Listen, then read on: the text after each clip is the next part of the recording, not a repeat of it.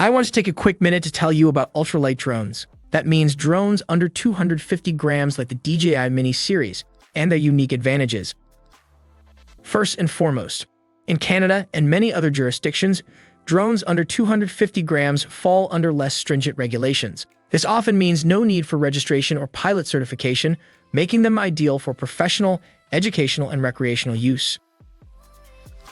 Besides that, their compact size is not just about convenience and is certainly not about flying irresponsibly. It's about opening up new possibilities for drone users and making data collection simple. You can carry these drones easily, making them perfect and safe for all types of fieldwork.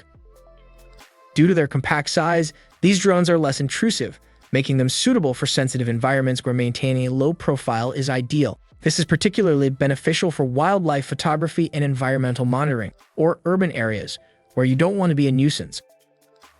Finally, besides capturing excellent photos and videos, these drones can also be used in the creation of maps and 3D models, which can enable measurement and volume calculations among other things.